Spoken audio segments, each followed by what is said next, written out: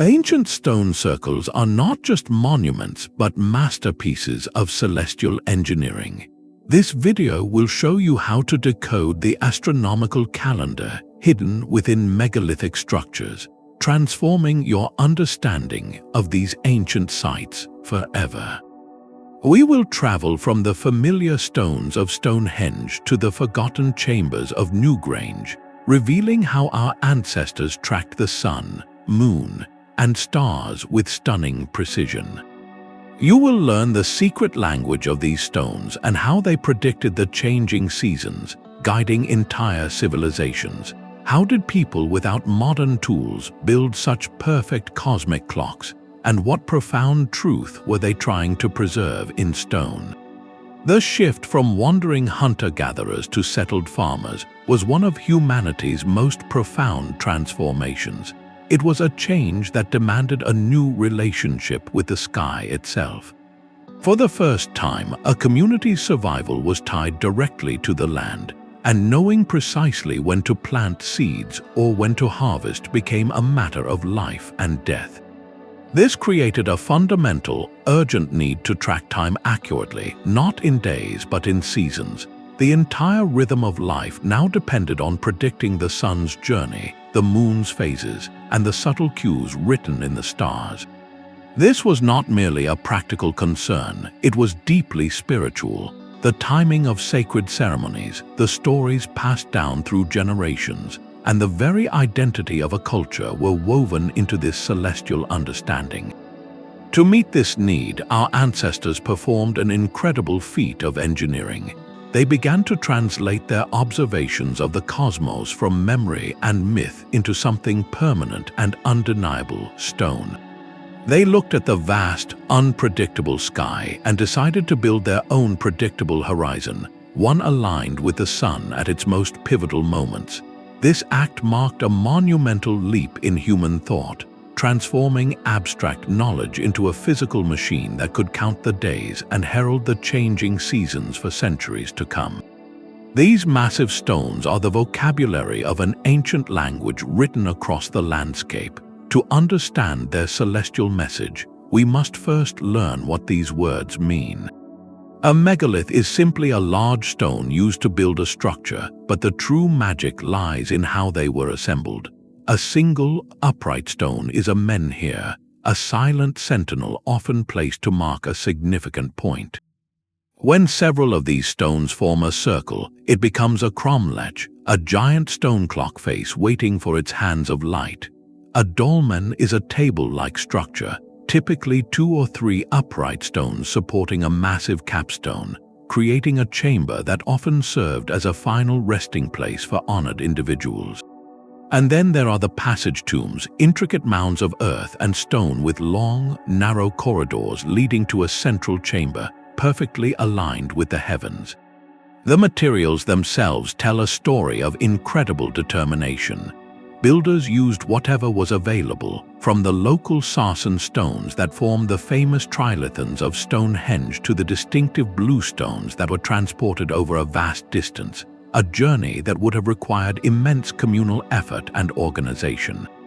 Just moving one of these stones, some weighing more than 20 tons, was a monumental task. They were likely rolled on logs, dragged on sledges, and levered into position using nothing but muscle, rope, and ingenuity. This was not random construction. Every stone was chosen, every placement calculated. The sheer labor involved proves that these structures were of the utmost importance. They were not just buildings, they were permanent instruments for observing the cosmos, and their careful design is the first clue to unlocking their celestial purpose. The sky was not a chaotic expanse to our ancestors, but a great, orderly mechanism. Its cycles were the most reliable phenomena in their world, and they built their entire concept of time around 3 fundamental rhythms. The first and most vital was the solar year, the great yearly loop our planet makes around the sun. They tracked this journey not by the sun's position at noon, but by watching where it rose and set along the horizon. Throughout the year, the sun's rising point marches north and then south along the horizon. but at the two extremes of this journey it seems to pause. These are the solstices. The summer solstice marks the longest day of the year when the sun rises at its farthest point northeast. The winter solstice brings the shortest day with the sun rising far to the southeast. Midway between these two dramatic pauses are the equinoxes, when day and night are of equal length and the sun rises directly in the east. These 4 points, the two solstices and the two equinoxes, became the foundational pillars of the solar calendar, dictating the seasons for planting, growth, harvest, and rest. Then there is the moon with its faster, more complex rhythm. A lunar month from one new moon to the next takes about 29.5 days, but the moon's own journey has its own extremes. Over an 18.6-year cycle, the points on the horizon where the moon rises and sets slowly shift between a minor and a major standstill. At a major lunar standstill, the moon rises and sets at its absolute farthest north and south, creating a dramatically wide path across the sky. This long, slow cycle was observed and recorded at many megalithic sites, a testament to the incredible patience and precision of ancient sky watchers. And on an even grander scale, there is a third, almost imperceptible wobble in Earth's rotation called the precession of the equinoxes. This slow drift, which takes 26,000 years to complete a single cycle, gradually shifts the backdrop of stars against which the equinox sun rises. While this cycle is far too long to be useful for a yearly calendar, some researchers believe its traces are encoded in ancient myths and the very orientation of certain long-lasting sacred sites. By understanding this celestial dance of the sun, moon, and stars, we arm ourselves with the key. We can now look at a silent ring of stones and begin to see it not as a random arrangement, but as a sophisticated instrument, permanently set to capture one specific, fleeting moment of celestial light. Stonehenge rises from Salisbury Plain as a silent, grey question against the sky. Its iconic ring of sarsen stones is far more than a monument. It is a sophisticated machine built of rock and light. The entire structure is precisely oriented on a central axis, a line that connects the heart of the circle to two of the most important moments of the year. On the summer solstice, the longest day, the sun climbs directly over a single, outlying stone known as the heel stone. From the center of the circle, you would see the sun's first fiery sliver appear to balance perfectly on its tip, a brilliant event that draws thousands of visitors even today. In the deep of winter at the solstice, this axis reverses. If you stand within the circle looking out through the great central trilithon, you witness the sun setting directly between its massive uprights, marking the year's shortest day and the promise of the sun's return. But the genius of Stonehenge extends beyond the sun.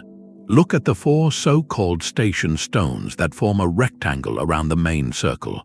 Their corners align with the extreme rising and setting points of the moon during its long, 18.6-year cycle. Even the famous circle of Aubrey holes, the pits that ring the inside of the earthwork bank, may have been used as a counting system, with markers moved from hole to track the passing years and predict lunar events like eclipses. This integration of solar and lunar cycles reveals a staggering depth of knowledge. It shows us a culture that watched the sky not for a single lifetime, but for generations, patiently recording patterns in the heavens and then encoding that celestial rhythm into a permanent stone calendar. This was not simple stargazing, it was a long-term scientific project of cosmic proportions. While Stonehenge stands in open ceremony, another masterpiece of the ancient world holds its secrets within a great grass-covered mound. In Ireland's Boyne Valley, the passage tomb of Newgrange has watched over the landscape for over 5,000 years, making it older than the Great Pyramids of Egypt and the stone circles of Salisbury Plain. Its most breathtaking secret is not its massive scale or intricate stone carvings, but a single, slender opening above its entrance known as the roof box. For the rest of the year, this slit remains a dark, unremarkable detail. But for a precious few mornings around the winter solstice, something miraculous happens. As the sun crests the distant horizon, a narrow, brilliant beam of light pierces through this roof box, traveling down the long, dark passageway to flood the central burial chamber with golden light for exactly 17 minutes. This is not a happy accident. The entire 62-foot passage was engineered with breathtaking precision, angled perfectly to capture the sun at its very lowest point in the entire year. The builders had to calculate the exact height and angle for that beam to travel such a distance and arrive at the precise moment of sunrise, a feat of astronomical alignment that would be impressive even with modern tools. For the community that built it, this event was surely packed with profound meaning. In the deepest dark of the year, when the sun seemed to be dying, they created a mechanism to prove its rebirth. The light penetrating the deepest, most sacred part of the tomb likely symbolized a victory of life over death, a promise that the sun would always return and the cycle of the seasons would begin anew. This was more than a calendar. It was a profound statement of faith in the cosmos itself, carved into the very earth. Just a short walk from the sun-drenched chamber of Newgrange lies its enigmatic sister, Knowth, a monument that turns its gaze from the day to the night. Where one was built to capture a single, brilliant beam of solar light, the other is a sprawling testament to the moon and its slower, more mysterious dance. The true secrets of Knowth are not hidden in an inner chamber, but are written in stone all around its base.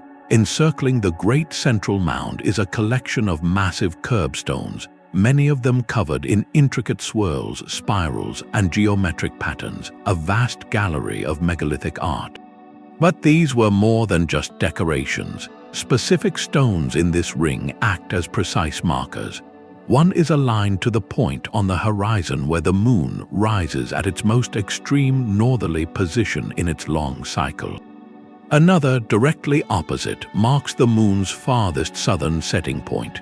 This was not about tracking the moon's monthly phases, but about mapping the boundaries of its entire 18.6-year journey across the sky. The realization is profound. The builders of this ancient complex were not solely focused on the sun. They operated a dual calendar system of astonishing sophistication. At Newgrange, they perfected a solar alarm clock for the winter solstice. Here at Knowth, they built a long-term lunar observatory. This duality reveals a culture that saw the cosmos as a single, interconnected mechanism, where both the steady sun and the wandering moon held critical roles in their understanding of time, ceremony, and likely their very mythology.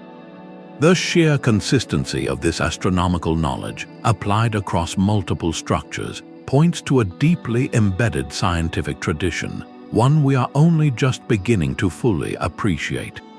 Far to the north, on the windswept Orkney Islands, the chambered cairn of Maeshowe stands as a testament to a shared tradition of celestial engineering. This massive grass-covered mound, older even than the pyramids, holds a secret that mirrors the one at Newgrange, yet with its own unique twist. While Newgrange captures the first light of the winter solstice sunrise, Maeshowe is designed for the sunset. Its long, low entrance passage is a precision instrument, perfectly aligned to the southwest. For a few days around the winter solstice, as the sun sinks low in the sky, its final golden rays shine directly down this stone corridor. The beam of light does not merely peek inside, it travels the entire length of the passage to dramatically illuminate the rear wall of the central chamber, transforming the dark, enclosed space with a warm, fleeting glow. This was not a solitary event for a single priest, but a communal spectacle marking the sun's symbolic descent into the underworld and its promise to return. The fact that this same profound concept, the marking of the solstice with engineered light, appears in such distant locations suggests a widespread and sophisticated astronomical knowledge that connected different Neolithic cultures across Europe. Centuries after its builders were gone, Maeshowe gained a second, unexpected layer of history. Vikings seeking shelter from a storm broke into the tomb, and finding it empty of the treasures they sought, they left behind a different kind of legacy. They carved runic inscriptions into the stone walls, one of the largest collections of runes known. These scratches tell of treasure taken, of a beautiful woman, and simply of men who were there. This later intrusion adds a poignant human element, connecting two very different eras in a single, sacred space, both drawn to its enduring power and mystery. But the ambition of these ancient astronomers did not stop at single chambers or isolated circles. In the coastal region of Brittany, France, the landscape itself becomes the instrument. Here at Carnac, you do not find one monument but thousands. Over 3,000 standing stones stretch for miles across the countryside, arranged in long, precise rows that seem to march toward the horizon. This is not a random collection, it is a vast, open-air cathedral built for the sky. The prevailing theory suggests these massive alignments formed a giant landscape calendar. Imagine standing at one end of these rows as the sun rises on a pivotal day, like a solstice or an equinox. The distant horizon is not empty, it is punctuated by specific stones or carefully placed gaps in the lines. On that special morning, the sun would not rise just anywhere. It would appear to climb directly over a particular stone or shine perfectly through a narrow opening between two others. Each of these alignments could act as a celestial sightline, marking a specific date in the annual cycle with simple, undeniable accuracy. The sheer scale of this project is almost overwhelming. Erecting so many stones required a society of immense organization and shared purpose, a community united not by a single leader, but by a collective desire to weave their calendar into the very land they lived on. This was a long-term project that would have spanned generations, with each new stone adding another marker to their cosmic map. It speaks of a culture so deeply integrated with the heavens that their entire concept of time, ceremony, and community was reflected in this grand, stone-lined grid. The Carnac alignments are perhaps the ultimate expression of this celestial relationship, transforming an entire region into a permanent clock, its hands made of sunlight and shadow, its face the earth itself. Deep in southeastern Turkey, a hill known as Göbekli Tepe silently rewrites the entire story of human civilization. This site is staggeringly ancient, built over 11,000 years ago by hunter-gatherers, long before the invention of writing or the wheel. Yet here they erected a vast complex of stone circles populated by massive, T-shaped pillars weighing many tons. These are not simple markers. Each monolith is a canvas covered in intricate, deeply carved reliefs of animals, scorpions, birds, and abstract symbols. For decades, the purpose of these carvings was a complete mystery, seen as purely ritualistic or mythological. But a compelling new theory suggests these pillars are not just decorated stones, they are the world's oldest known star maps frozen in time. Researchers studying the site have noticed that the arrangement of certain animals on the pillars seems to correspond with the patterns of stars in the night sky, as they would have appeared 11 millennia ago. One prominent pillar, often called the vulture stone, shows a vulture, a scorpion, and a bird in a specific spatial relationship. When this pattern is compared to the constellations of that era, the scorpion aligns with the constellation Scorpius, and the vulture with the constellation we now call Sagittarius. This is not a random coincidence. It suggests the builders were encoding their celestial knowledge directly into the architecture, using animal symbols as a mnemonic device to remember important star groups. The implications of this are earth-shattering. If the interpretation is correct, it means that the human impulse to build monumental structures in precise alignment with the cosmos is not a product of settled agricultural societies, but something far more primal. It was this deep, driving need to understand and commemorate the heavens that may have actually sparked the very beginning of communal living and organized society. The desire to track the stars could have been the catalyst that brought people together to perform the immense labor required to build Göbekli Tepe, setting humanity on the path to everything that followed. This places astronomy not as a later discovery, but as a foundational pillar of civilization itself. Across the Atlantic and thousands of years later, another civilization performed a similar feat of celestial engineering with breathtaking elegance. High atop Fajada, Butte in New Mexico's Chaco Canyon, the ancestral Puebloan people, sometimes called the Anasazi, created a masterpiece of light and shadow. Here, behind three massive, leaning sandstone slabs, a spiral petroglyph is carved into the cliff face. For most of the year, it is a simple, enigmatic symbol. But on the solstices, it transforms into a sophisticated solar calendar. The positioning of the three slabs is the key to its magic. They do not block the sun, but act as precise filters, channeling narrow slivers of light through the narrow gaps between them. On the day of the summer solstice, as the sun reaches its highest point in the sky, a brilliant dagger of light appears and plunges directly downward, perfectly bisecting the center of the spiral. It is a moment of stunning precision. Months later, at the winter solstice, the sun's lower arc creates a different effect. Not one, but two distinct daggers of light appear, framing the entire spiral in a bracket of brilliant light. This was not a monumental construction of hauled stones, but a work of incredible subtlety.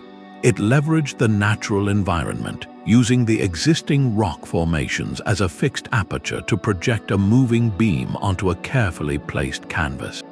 This fragile yet incredibly accurate instrument demonstrates a universal human impulse to mark the sun's turning points. It shows that whether in the green hills of Ireland or the arid deserts of the American Southwest, ancient cultures independently arrived at the same profound truth, translating the cosmos into a language of stone and light that could be read by all. While the great stone circles were fixed to the landscape, a small bronze treasure found in Germany reveals that this celestial knowledge was also designed to travel. The Nebra sky disk, dating back over 3,600 years, is the oldest known concrete portrait of the night sky. It is not a monument but a map, a handheld guide to the cosmos. On its dark blue-green surface, symbols of pure gold tell a complete astronomical story. A crescent moon and a full sun, or perhaps a full moon, shine amidst a cluster of stars. This star cluster is not random. It is a precise depiction of the Pleiades, a group of stars that has been used by cultures worldwide to mark the changing seasons and the agricultural year. But the true genius of the disk lies on its edges. Two golden arcs were later added to the perimeter, and these are believed to represent the precise horizon points where the sun rises and sets between the summer and winter solstices. A final addition, a curved band interpreted as a solar boat, suggests a mythological vessel carrying the sun on its nightly journey beneath the earth. This single object is a portable observatory. By aligning the disk with the actual horizon, a Bronze Age user could have determined the correct time for planting or for holding a sacred ceremony. Its existence shatters the idea that this profound wisdom was locked in place. The Nebra sky disk is physical proof that astronomical knowledge was a living, breathing science, compact enough to be carried by a single person, allowing this sophisticated understanding of the cosmos to be shared and traded across the continent, connecting distant cultures through a common language written in gold and bronze. Far from the silent stones of Carnac, the conversation shifts to a place of prophecy and power. The Oracle of Delphi was considered by the ancient Greeks to be the very center of the world, a point marked by a sacred stone called the Omphalos. Here, in a chamber deep within the temple of Apollo, a priestess known as the Pythia would deliver cryptic prophecies, her words believed to be the voice of the god himself. While history remembers Delphi for its profound influence on politics and myth, a compelling question arises: was this also a place of advanced celestial observation? The evidence here is not as direct as a solstice beam of light, but more subtle, woven into the orientation of the site itself. The entire sacred complex, including the path of the processional way that pilgrims climbed, is aligned on a distinct southeast to northwest axis.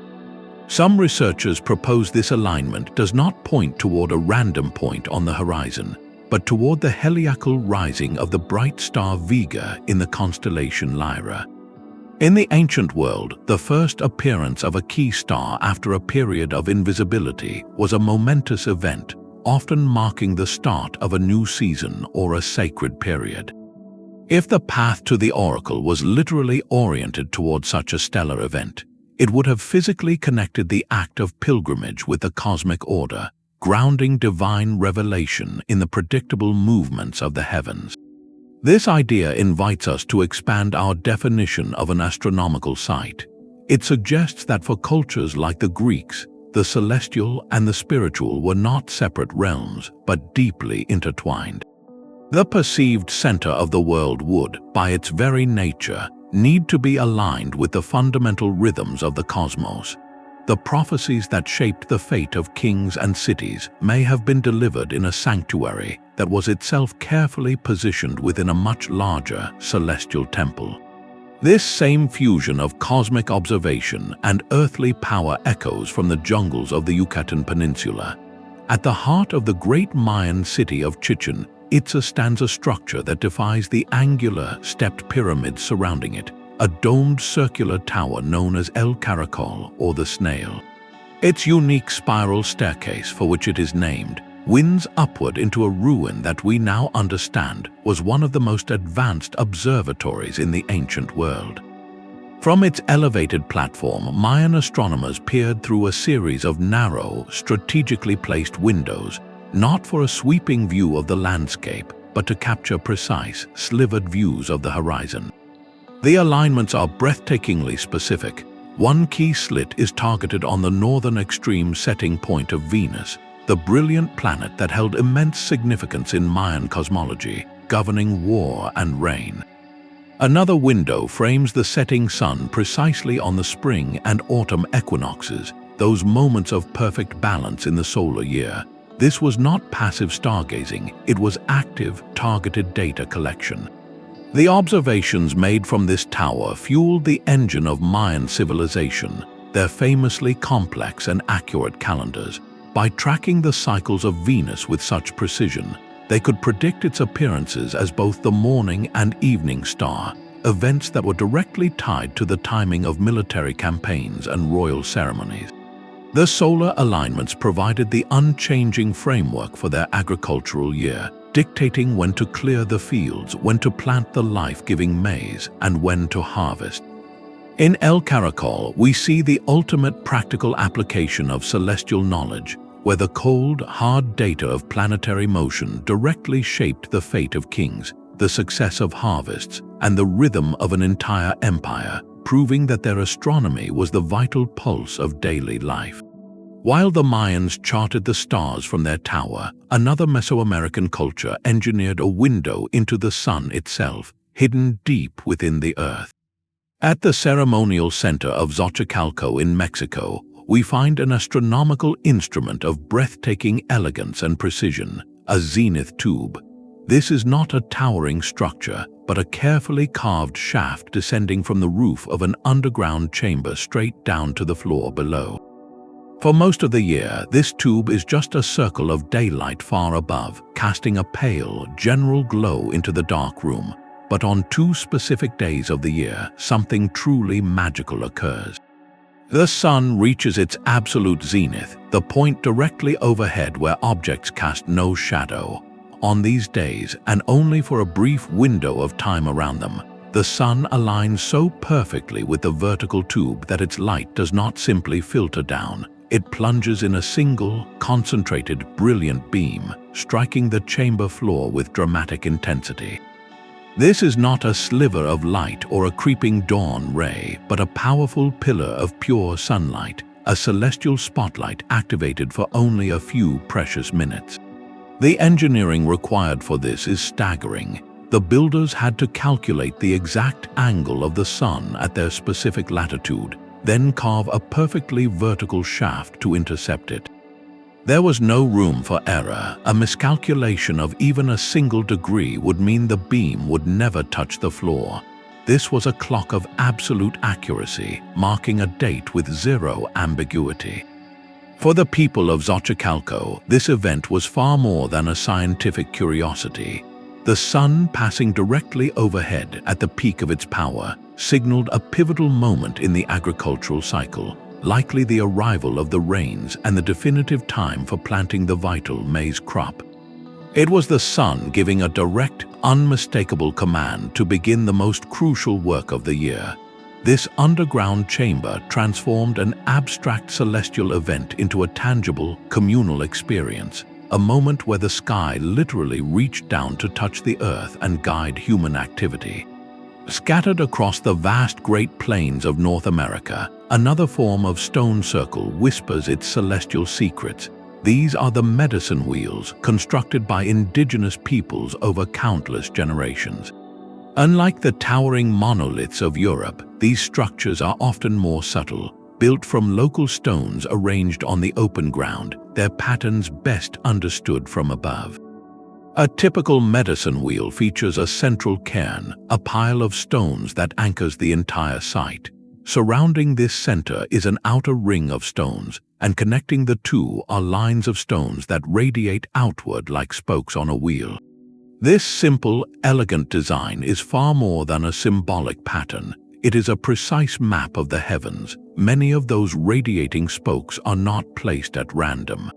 When researchers carefully survey these sites, they find that specific spokes point unerringly toward the horizon locations where brilliant stars like Aldebaran, Rigel, and Sirius first rose above the horizon at the time of the summer solstice.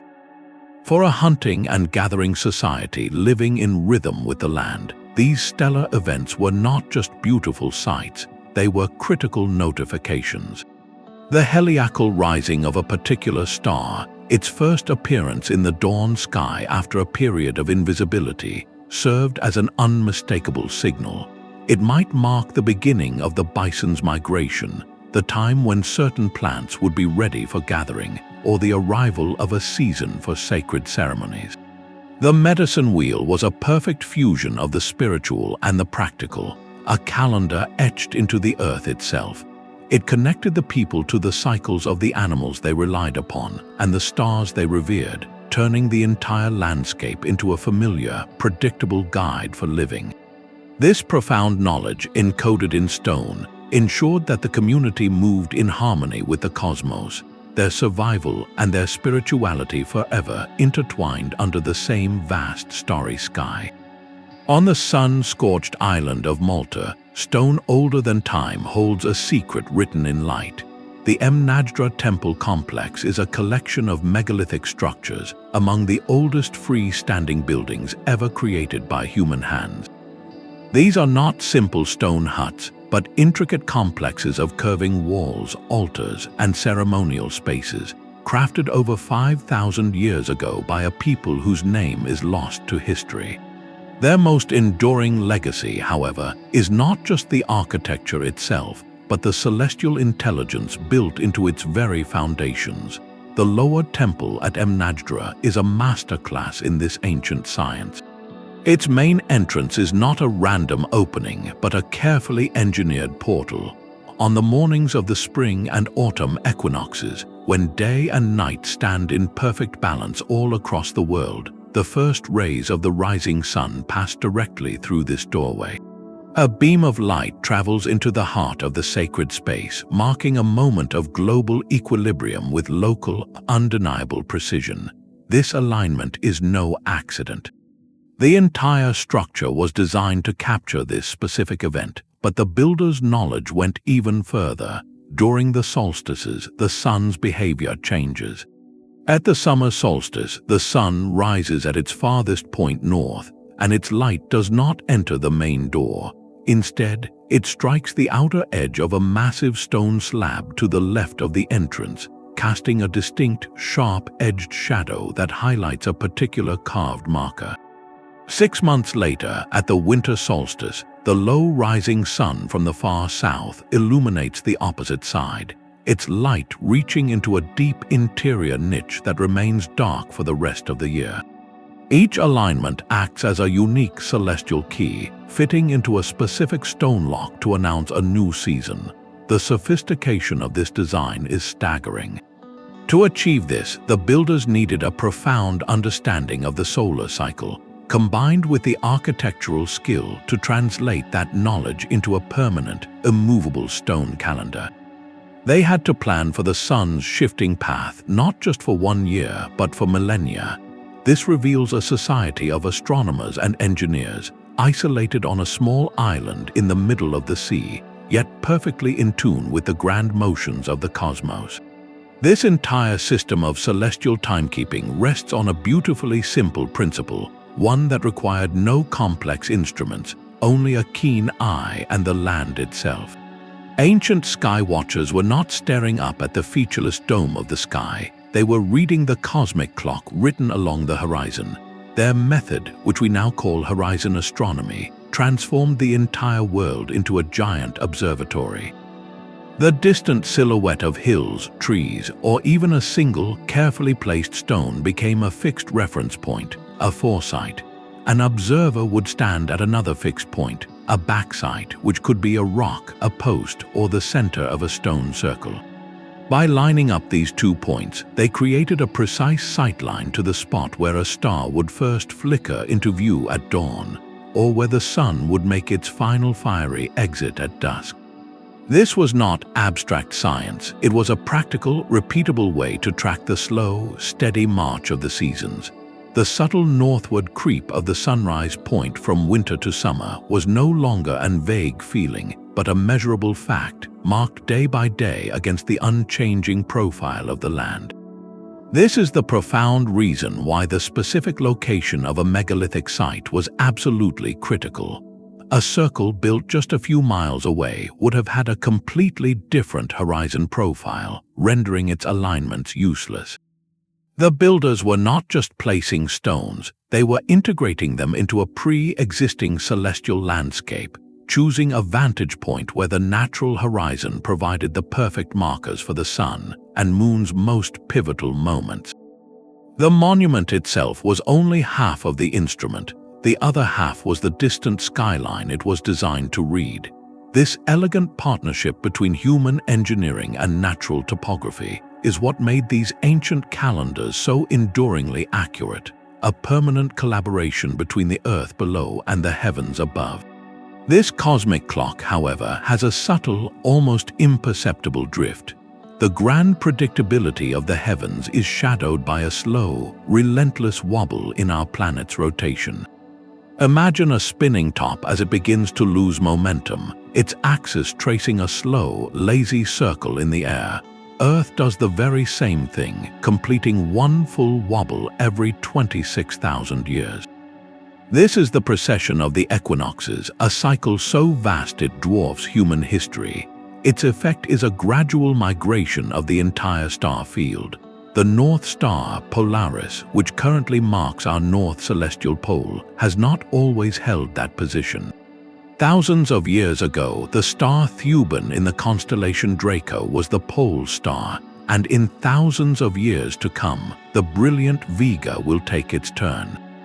This slow drift means the backdrop of stars against which the sun rises on the equinox shifts by a single degree every 72 years.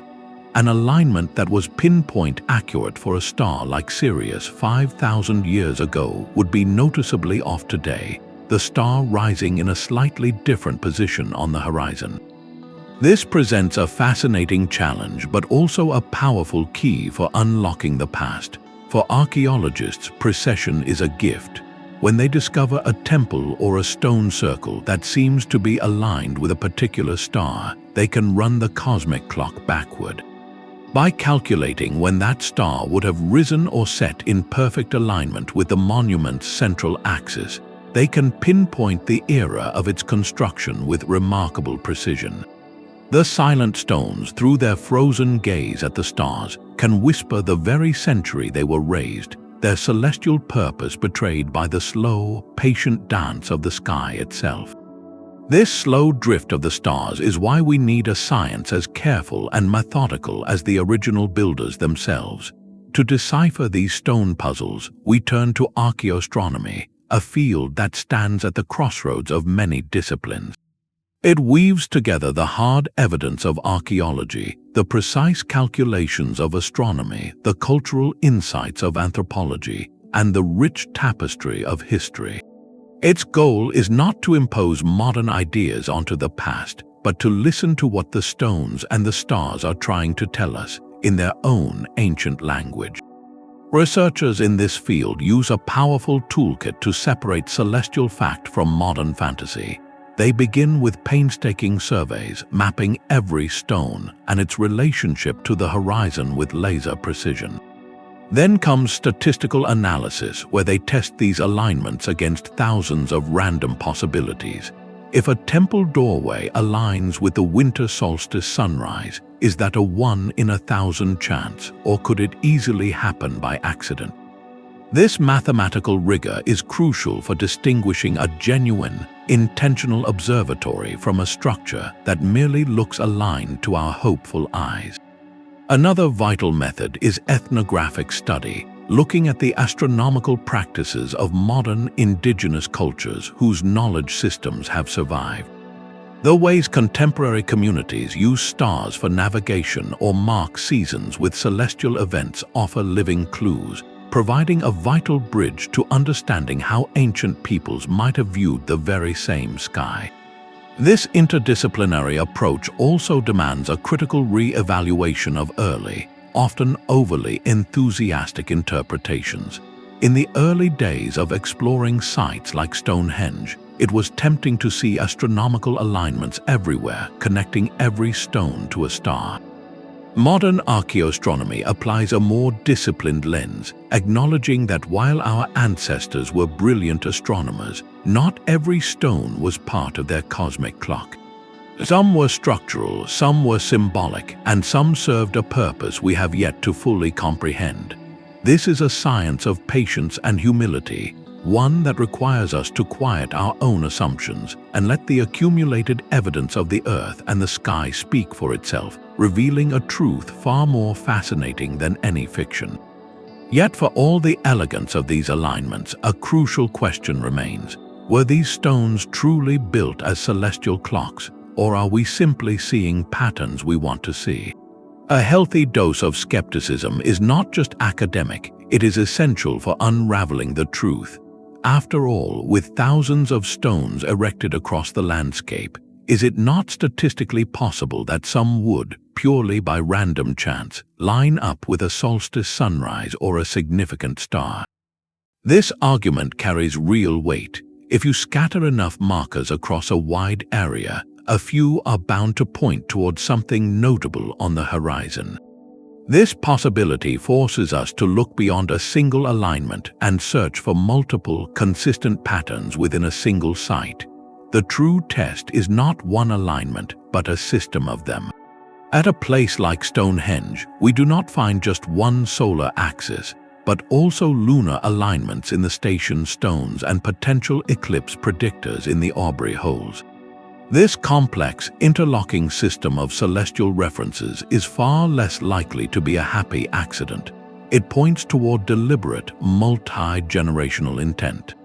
We must also remember that these monuments were never just observatories. They were tombs for revered ancestors, territorial markers proclaiming a connection to the land, and grand gathering places for seasonal ceremonies. Their purpose was multifaceted, woven from both the practical and the profound. The winter solstice light at Newgrange may have been an astronomical event, but it was also a spiritual one, happening within a chamber that held the remains of the community's forebears. To see these sites only as scientific instruments is to ignore their deeper human dimension. perhaps the greatest pitfall is projecting our modern, data-driven world view onto people for whom the sky was alive with meaning. We might see a precise calendar for planting while they saw a god being reborn. We might record a lunar cycle while they witnessed a celestial battle between mythological figures. The danger lies in separating the astronomy from the mythology when for the builders they were one and the same. The alignments were not just for telling time, they were for connecting with the divine, for reinforcing social order, and for understanding humanity's place in a vast, animate cosmos. A balanced view does not dismiss the astronomical genius of these structures, but it does enrich it. It recognizes that the true function of these places was to weave together the threads of the cosmos, the community, and the spirit into a single, enduring tapestry of stone. These celestial stones were far more than simple timekeepers. They were the very engine of civilization. The profound ability to predict the seasons did not just improve survival, it fundamentally rewired human society. Knowing precisely when the rains would come or when the river would flood transformed a community from a group of people living in the same place into a coordinated, interdependent unit. This shared, reliable knowledge became a powerful social glue, binding people together under a common understanding of the world. The entire agricultural cycle, from preparing the fields to celebrating the harvest, could now be planned with confidence, creating a rhythm of life that everyone followed. This shared calendar also synchronized the most important moments of the year, the great religious festivals. When the entire community gathers to witness the solstice sun pierce a sacred chamber or to celebrate the first appearance of a star, it reinforces a collective identity. These were not just parties, they were profound experiences that affirmed a shared belief system and a common destiny, turning a calendar into the heartbeat of a culture. The knowledge required to build and interpret these cosmic clocks was immensely powerful, and it is easy to see how this expertise would have become the domain of a specialized few. A class of individuals, perhaps priest astronomers or wise elders, would have held the keys to this celestial knowledge. They were the ones who could declare the optimal time for planting, the correct date for a sacred ceremony, or the propitious moment for a community undertaking. This unique role naturally consolidated their influence, placing them at the very center of social and political power. Their ability to read the sky gave their pronouncements an air of divine authority, linking their leadership directly to the unchanging will of the cosmos. Yet the power of these structures was not only in their use but in their very creation. The communal effort of building a stone circle or a massive passage tomb was a societal project of staggering scale. Imagine the cooperation required to haul a 20-ton stone across the countryside using only logs, ropes, and human strength. This was not the work of slaves, but likely a collective endeavor that drew people from across the region, a shared labor for a shared future. This process itself would have forged powerful social bonds, creating a deep, collective investment in the finished monument. The calendar, therefore, became more than a tool. It was a physical symbol of what the community could achieve together. It stood as a permanent reminder of their shared effort, their common knowledge, and their united identity, a cornerstone of civilization carved not just in stone, but into the very fabric of society itself. The great stones stand silent, yet their precision speaks of a profound question. How was this complex understanding of the cosmos, this celestial engineering, preserved for centuries without a single page of written instruction? The answer lies not in libraries, but in the living memory of the community itself, a knowledge system as robust as the monuments it created. Oral tradition was the first and most vital thread in this tapestry of learning. Through meticulously crafted stories, poems, and chants, essential information was encoded in a form that was both memorable and repeatable. The rhythm of a poem could mirror the rhythm of the seasons, and a myth about a hero chasing a stag across the sky could perfectly describe the annual path of a specific constellation. This was not mere folklore, it was a sophisticated mnemonic technology, ensuring that a young listener would internalize the movement of the stars long before they ever touched a tool to stone. This knowledge was then refined through a master-apprentice relationship. A seasoned astronomer, a keeper of the skies, would take on students, guiding them through years of patient observation. They would stand together at the same backsite their teacher's teacher had used, lining up the horizon markers and waiting for the moment a star would flare into existence in the precise gap between two distant hills. This was hands-on learning, a direct transfer of wisdom from one generation to the next, ensuring that the methods of observation and interpretation remained consistent and accurate. Ritual reenactment cemented this knowledge in the very bones of the community. The entire village gathering to witness the solstice sunrise at the temple was not just a ceremony, it was a collective lesson. As the golden light flooded the inner chamber, everyone present experienced the truth of the calendar firsthand. They saw the prediction made real, reinforcing the authority of the knowledge and the social order it supported. This shared experience transformed abstract astronomy into a tangible, emotional truth that bound the community to the heavens and to each other. But perhaps the most ingenious repository of all was the monument itself. The stones were the ultimate fail-safe. While stories could evolve and rituals could fade, the Great Trilithon would always frame the winter solstice sunset. The passage at Newgrange would never forget the angle for the rising sun.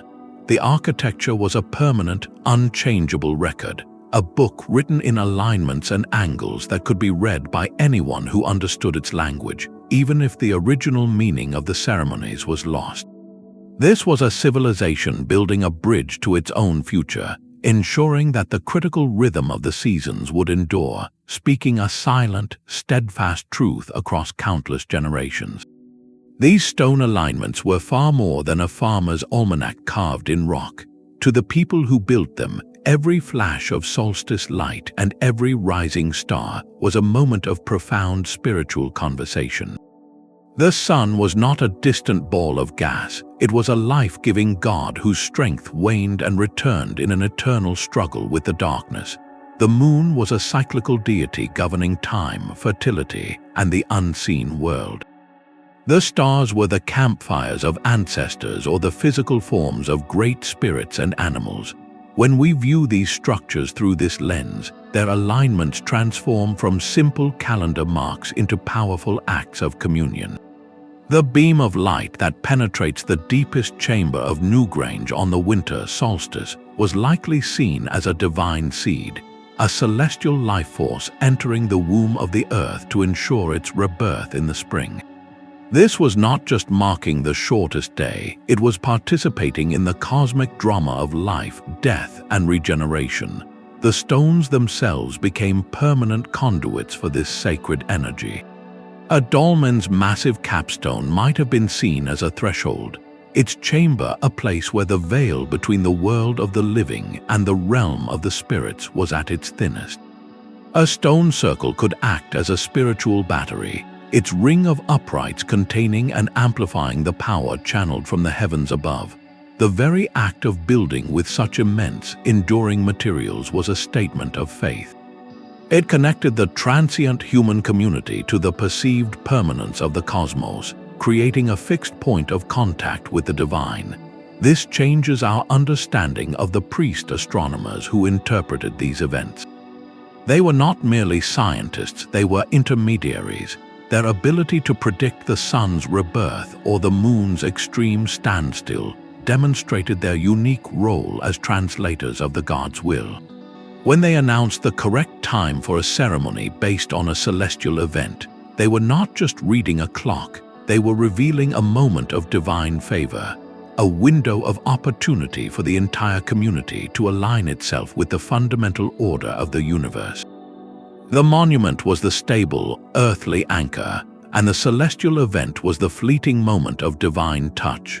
Together, they formed a complete spiritual technology, one that wove the practical needs of survival into a rich tapestry of meaning, ensuring that every harvest and every new season was also a sacred affirmation of their place in a living, conscious cosmos. Their legacy is a silent challenge to our modern sense of time. These ancient builders saw the world not in quarterly reports or fleeting news cycles, but in the patient, grand sweeps of celestial motion, a perspective we have largely surrendered. Their monuments speak of a deep, integrated relationship with the natural world, where every shift in the sky was a meaningful event tied to the community's survival and spirit. We, surrounded by artificial light and digital screens, have gained incredible convenience but risk losing that fundamental connection. The very darkness they relied upon to read the stars is now vanishing from our world, washed out by the glow of our cities. This loss of the pristine night sky is not just an aesthetic concern. It severs a link to a heritage that guided humanity for millennia. The fight to preserve dark sky places is, in a very real sense, an effort to protect this ancient library, ensuring that the same constellations that guided the builders of Carnac and the medicine wheels can still inspire wonder and inquiry in generations to come. More than that, their achievements stand as a timeless testament to human ingenuity. With no technology beyond careful observation and sheer determination, they engineered structures that have outlasted empires. They remind us that our drive to understand the universe and find our place within it is a fundamental part of the human story, a quest that began not in a laboratory, but in a field of standing stones. In looking back at their cosmic calendars, we are not just studying the past, we are rediscovering a part of ourselves, a capacity for patience, for collective effort, and for looking up at the vast, starry expanse with a sense of belonging. From the windswept plains of Salisbury to the sun-baked temples of the Yucatan, a single, powerful truth connects these distant cultures. Our ancestors across the globe were master astronomers who wove the very fabric of time into the landscape itself. They looked at the predictable dance of the heavens and responded with stone, creating a permanent language of light and shadow that spoke of seasons, ceremonies, and survival. Decoding these ancient calendars reveals a story not of primitive superstition, but of a sophisticated, universal human drive to comprehend the cosmos. This was a coordinated, global effort born independently in countless cultures to find order in the universe and our place within it. These silent stones are a profound testament to human curiosity, to our capacity for immense cooperation, and to an eternal quest for meaning written in the stars. They stand as a quiet challenge to our fast-paced modern world, urging us to look up from our screens, to observe the natural world with fresh eyes, and to remember our own deep connection to the timeless cycles of the sun, the moon, and the turning earth. If this journey through time has sparked your curiosity, we invite you to subscribe for more explorations into history's greatest mysteries. We would love to hear your thoughts on these ancient wonders in the comments below.